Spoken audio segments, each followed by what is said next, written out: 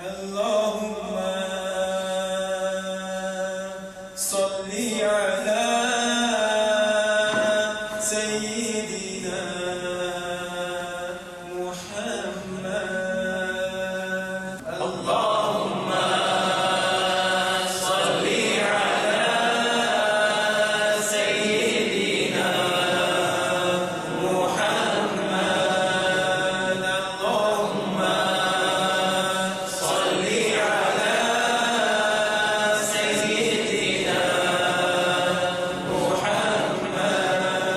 بسم الله والحمد لله والصلاة والسلام على رسول الله صلى الله على نبينا محمد وعلى آله وصحبه أجمعين برحمتك يا أرحم الراحمين. So inshallah, as you know, we started the journey and it's a very quick summary. It's only the snippets of Quran. We're not doing the whole entire tafsir. We might need the entire lives to actually go through the entire tafsir, because tafsir is such a detailed topic and it's really hard to cover the entire topic.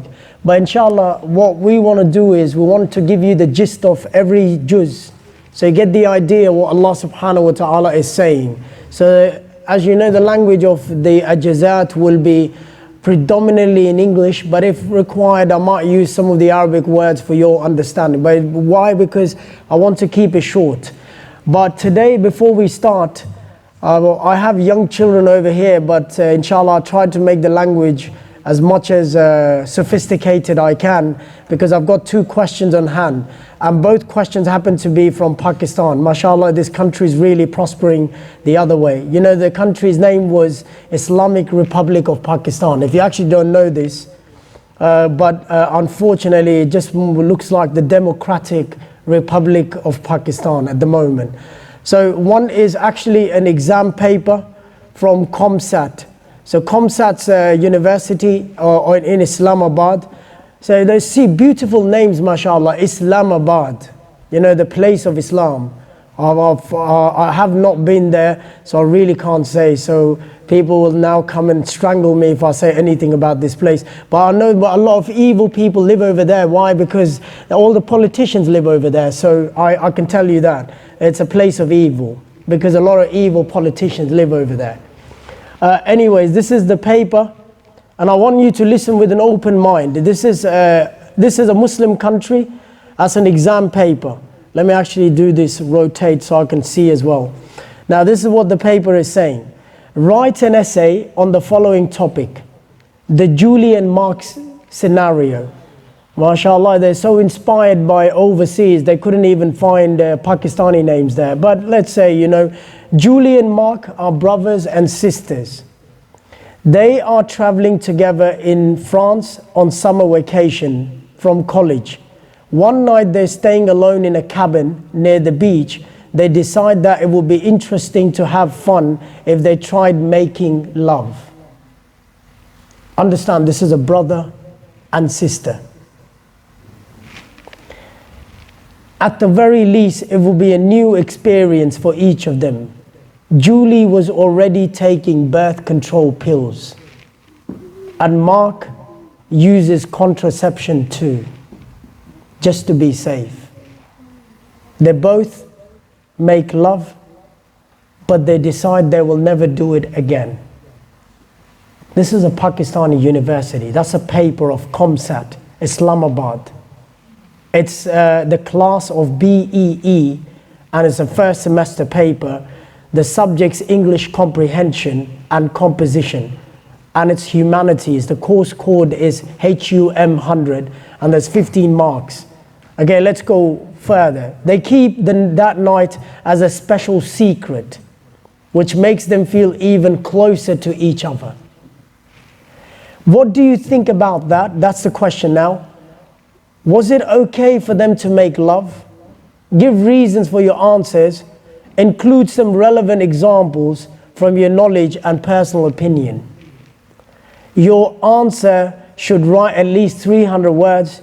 Your essay must be 4 paragraphs with an introduction, body, and conclusion. This is, as I said, it's a Pakistani country, and this is what's happening over there.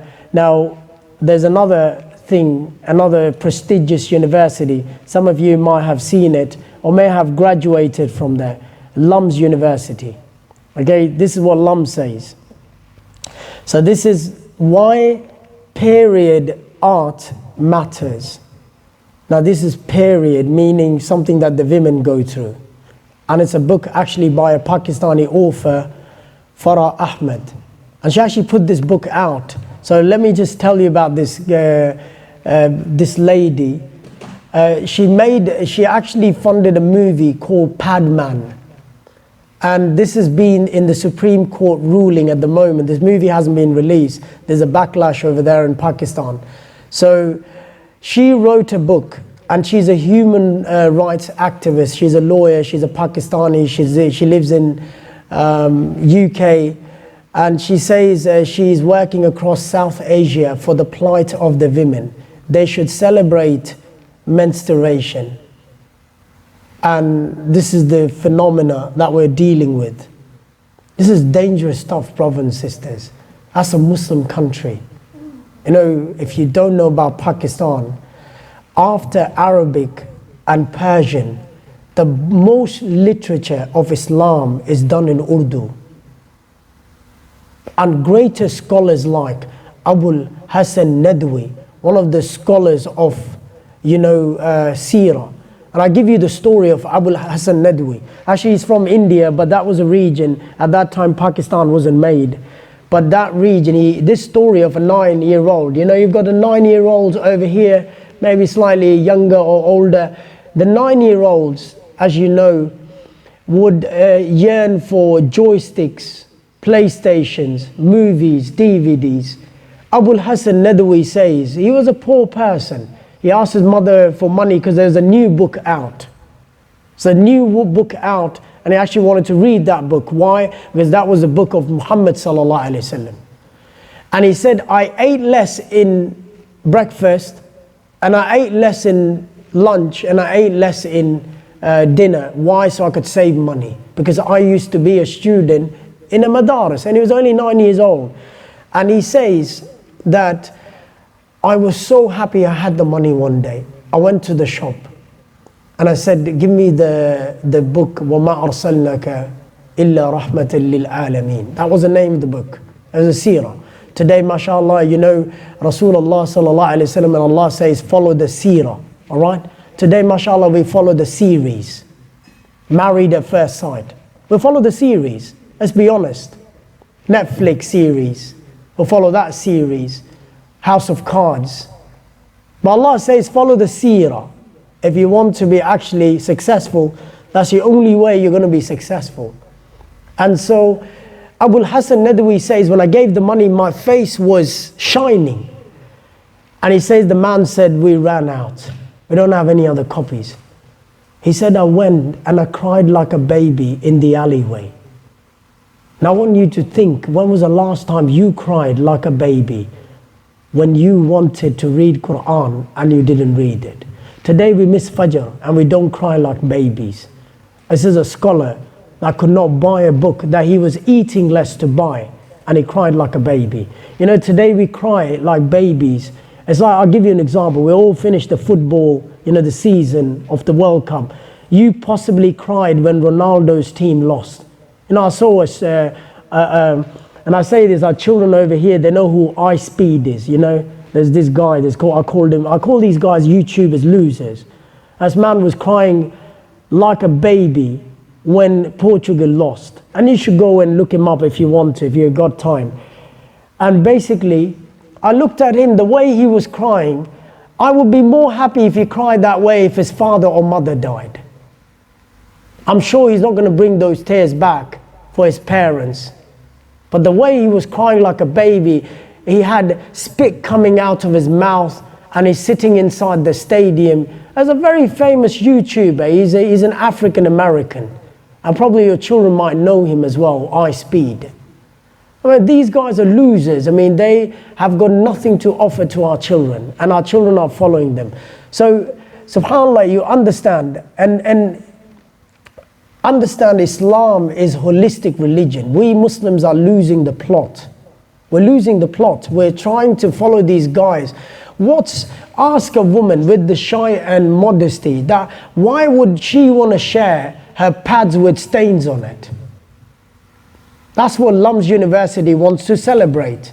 If you guys don't believe it, go on the tweet of Lums, and it's on the 21st of February, 6 p.m. and Vice Chancellor Faculty Lounge, Academic Block, Lums. And actually the lady was coming over there, Farah Ahmed. So she's already been there. And it was the tweet that was sent by Lums with a few pads over there with stains on them. And she's actually got a book as well. It said Period Matters, Menstruation in South Asia, Writing Conversations, and Art of Menstruation, Experiences of South Asia. It was published on the 30th of June last year. And to be honest, when I actually looked at Amazon to actually find out, there was 5-star reviews for that book. I don't have the energy to read this, but whoever read that, they said they've never read something like this before. Well, maybe they didn't know there was other books that existed. That was the only book they ever read, I guess. So that's the people that we're dealing with. Understand, I want to give you something. You know, subhanAllah, Fatima radiallahu anha, it's actually reported from her. She was so shy. She said, I feel distasteful when I see the women being shrouded and their body parts are showing. She's talking about a dead woman. You know when you wash a woman, and if you guys know, if anyone's a woman, any lady sitting at the back, if you've done a janazah, for a woman you cover her from the neck down all the way to the heels. You know, the feet are showing. That's the only thing that shows. And they put the shroud. She says she feels distasteful on that as well. Why? Because she was trying to imply that the curve and the size of the body is shown even while shrouding the woman. As a woman talking about that. Today, see how women walk out and they are in the market. This is someone speaking about a dead woman. And someone who does not have any control over their body, and she's feeling distasteful. Why? Because the way the body is being washed and how they're seen. Understand, subhanAllah, you need to, Rasulullah sallallahu alayhi wa sallam's amazing hadith, إِذَا لَمْ تَسْتَحِي فَاسْنَعْ مَا شِئْتَ.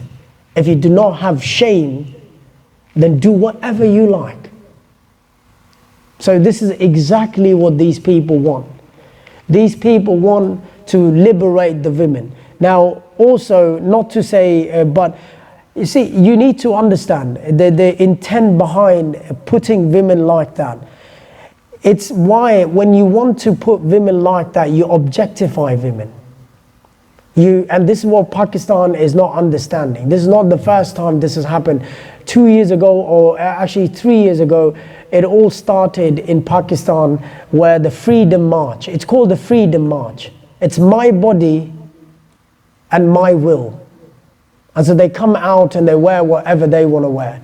And this is where they want to take us. And I actually spoke about this topic before as well. It's the funding that America has put in Afghanistan, Pakistan, Bangladesh, all these Muslim countries, millions of dollars being plunged in there to push these agendas, to actually take women and to liberate them. It's not really liberating the women, it's actually shackling the women. You know, how many times have you heard about rape in Saudi? How many times have you heard about rape in the countries where, you know, the covering is mandatory? Not many times.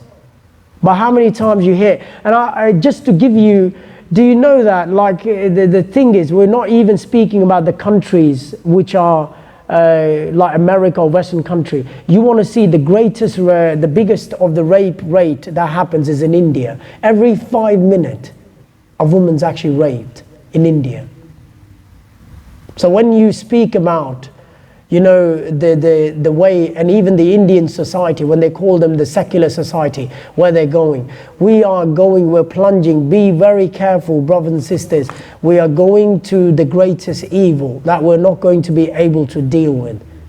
This is our children, and this is a Muslim school, and this is a message that was sent by someone. So we're on this topic, so very quickly, One of my friends actually sent me this message. He said, I normally don't police my children's books, but yesterday I saw my girl reading a book and it had a rainbow on it, and it's called the Llama Glamorama. Llama Glamorama is a book actually by, and it also had something at the back which got his attention. It said, then one day he stumbles upon Llama Glamorama. Will his raucous celebration give Larry the pride he needs to bring his dance back home? Pride. You know, pride was actually capital letters, he said at the back. So he went and he looked up the books, which is the literature, the LGBT literature for children, and he found out the author, Simon James Green, is the author of this book, and he's got subtle messages. And these are in the Muslim libraries. And I tell you what, most of the time, I work in a Muslim school. I can tell you this. Don't think Muslim schools are like your way out. The librarian, on many occasions, the books are actually given in donation. They don't even read the book. Half the books are that in the shelf. They have not even read them. And they just put them in there. Why? Because there's a llama in there and it looks really nice for the children. This is year one child bringing a pride book home from Simon Green. And imagine if your child goes to a public school, what is he being exposed to? Just imagine that.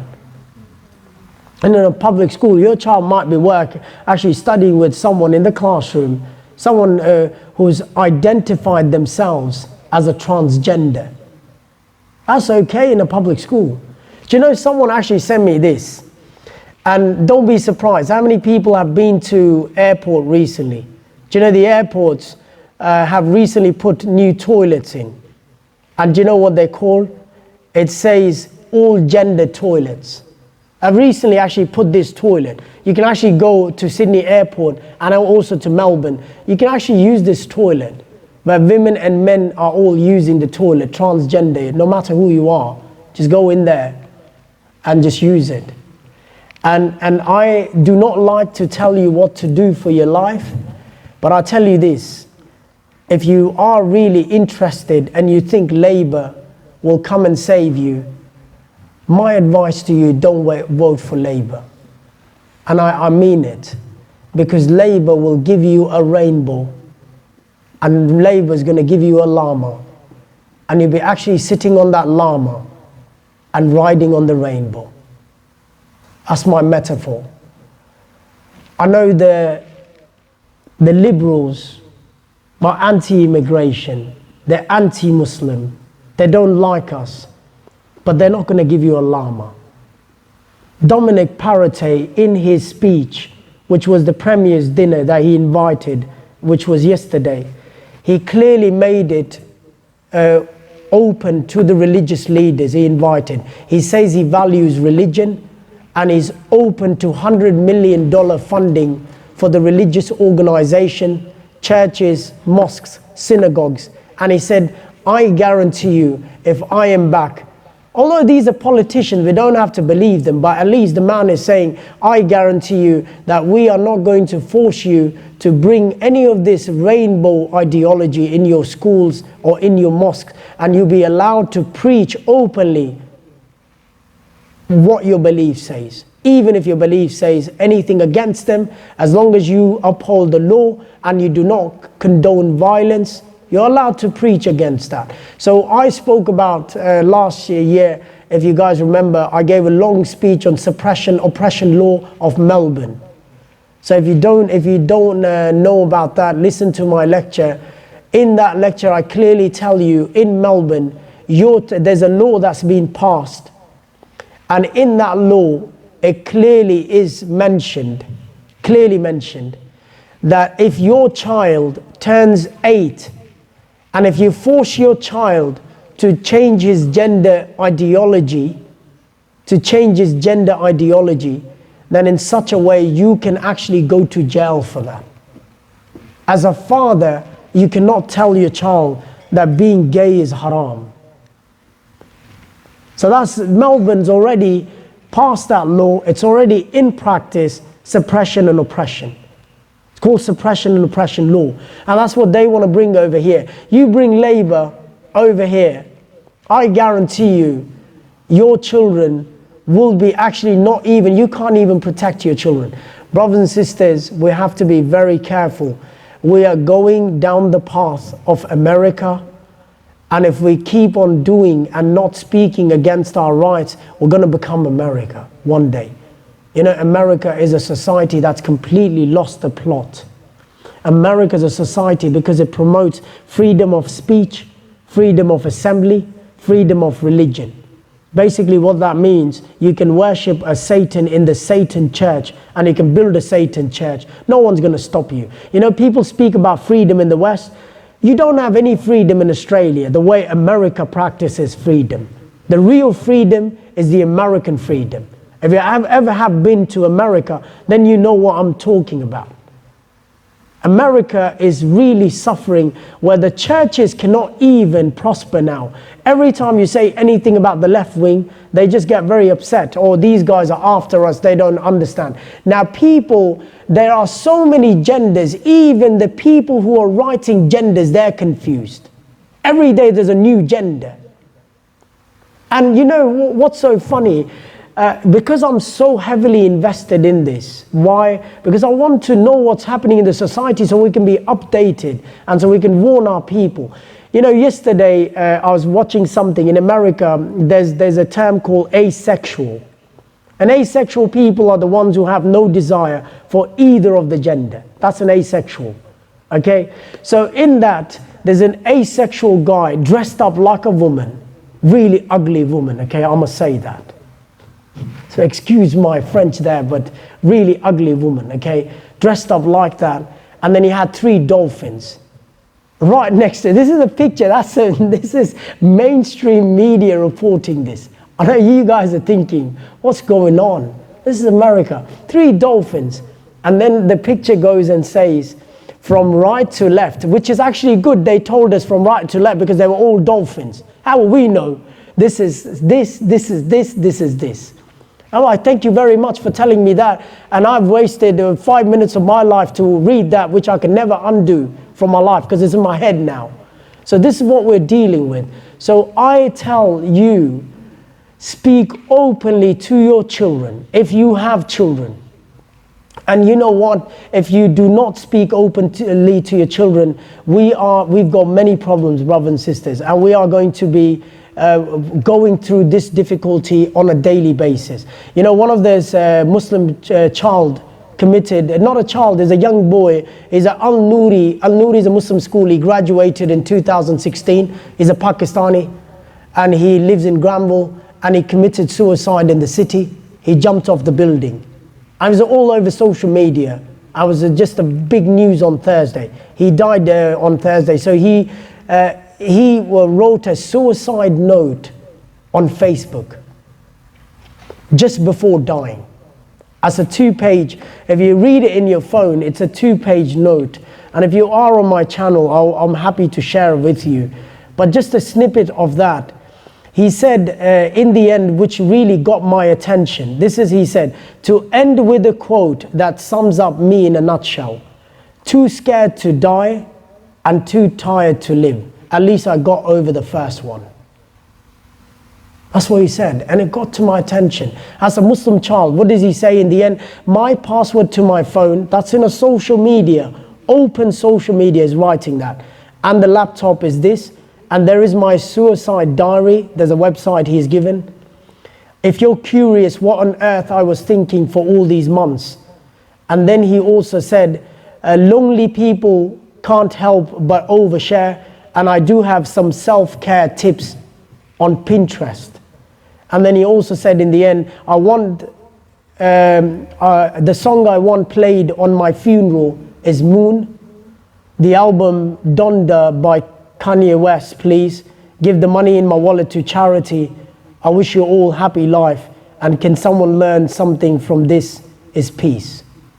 As a Muslim child, you know, people are crying for help.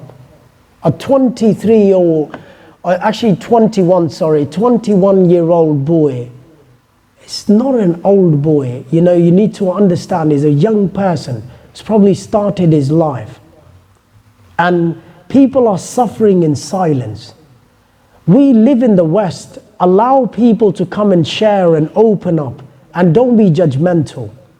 You know, let people have an open forum. And I always say this, your children are growing up, listen to them. Don't just force your child to become something that he does not want to become. You know, we've got this big problem. People that come from South Asia, because, you know, when we were growing up in my time, and I'll be very honest, very abrupt to the South Asians over here, when we were growing up, for us, the biggest thing was just education. Our parents actually did not invest it for us to learn Quran. Our parents were not even worried if we did not pray, but our parents were worried what our marks were in the papers, how well we were doing. The only three professions that you could choose for yourself, that's why you find a lot of Pakistanis who are accountants, engineers, and doctors. That's the only three professions which were really the ones that you could choose for yourself. And if you became a Maulana like me, then you were good for nothing. If you're not doing well in the school, they send you to the masjid. But don't think I was a good for nothing. You know, I was the one who always defied. You know, I'm the one who defies the authority. So I actually didn't like that. And I tell you, brothers, if your son becomes a plumber, he might be getting more money than that CEO who's sitting in the office for 12 hours every day, and at the same time he's got the stress of the entire 1,500 people, and his job's on stake every day. The plumber is going to come, fix the drain, $5,000 in his pocket, going to make easy $200,000 a year, and he goes for a 21-day holiday as well. You don't get a plumber in December. That's his time to take rest. He's made enough money, and he works on cash as well. I was a CEO, a plumber is driving a Mercedes. When you see a plumber, he comes out in a shorts of Mercedes. Oh yeah, brother, that's my wife's car. You know, I just thought I'm going to come and fix your drain. It's going to still charge you $5,000, regardless of he's not in his clothing or not. So don't waste your time pushing your children to become a doctor. You know, if your child becomes a doctor, then he's going to sign off Pfizer. Then everyone's going to call him stooge. Then everyone's going to say this guy signed off on a bill that everyone's being killed, and then these doctors are not loyal. So at least make him a plumber. He's going to fix the drain, and he's going to get some of the du'as from that. There's a lot. See, you live in the West, and I want to open your eyes. I mean, everyone's sitting over here. Do not worry, and I say this, do not worry if your child does not become a doctor. Worry if your child does not become a Muslim. That's very important. I said this in the khutbah, and I say it now as well, and there are some students over here that come to my school. I said, I'll be more happy if my son was praying 5 times a day and he collected garbage. You know the garbage trucks that come? I'll be more happy if my son was driving that. But I would not be happy if it was a CEO and he never prayed and he never came close to the masjid. I'll tell you what, the garbage truck that drives, he only drives 4 hours. Makes some good money. I've heard about $2,500 a week. It's a really good profession as well. After I retire, I might be going there as well. Because you know, sometimes we also have to look at these things. And I'm really helping you guys. I mean, the Pakistani fathers. Don't be like your parents. I'm saying your parents were great. And even the Bangladeshi brothers and also the Indians. The subcontinent mentality, you have to have this doctor in front of you. Doctor of what? Poetry? What is he going to do? Dissect the words of English language? I mean, with all due respect to the PhD doctors, I mean, for me, there's only one doctor. The doctor that opens the stomach and fixes your problem. Every other doctor, I mean, don't get me wrong, but I really respect you. You've given your life for that. But yeah, especially the doctors of poetry, what are you doing? Like reading the words and where to put this word and that word? At least, you know, look, I don't want to go into there, and I know some of my really close friends are doctors, but they're not like the real doctors. They're the doctors of philosophy and the PhD doctors. So I want to go into the summary, inshallah, and that's my thing for all of you. And these are some things very important, and we have to be very mindful. Our children are being exposed to these things. Talk to your children openly. When you see such books, talk to them. Talk to them about sexuality.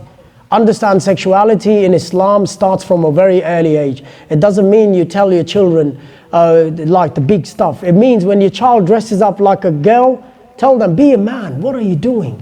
Go play outside. Be a boy. You're a boy. And if your child wears pink in support of the Cancer Council, tell him, you know what, pink's not a good color. Be abrupt. Now, pink's not a good color. Pink's not, I mean, when was on the earth that men wore pink color, seriously? And Pakistani men, the dark men wearing pink, doesn't even look right. The brown people wearing pink. But that, excuse my French, but really, well, the brown people look more better in the darker colors, not these flashy colors. All right, so please talk to your children at a young age. And this is important for our children to know these things. Because if you're not, are not going to speak about their sexuality, what the boys are, what the girls are, when they play with the dolls, tell them, you know, be a boy, go pick up a bat. At least one day you can take the team to the finals because the current team's not doing well. Pick up a bat or something, you know, do something. So boys and girls are very different. Treat them differently. Teach them all these things in the houses. You know, it's important.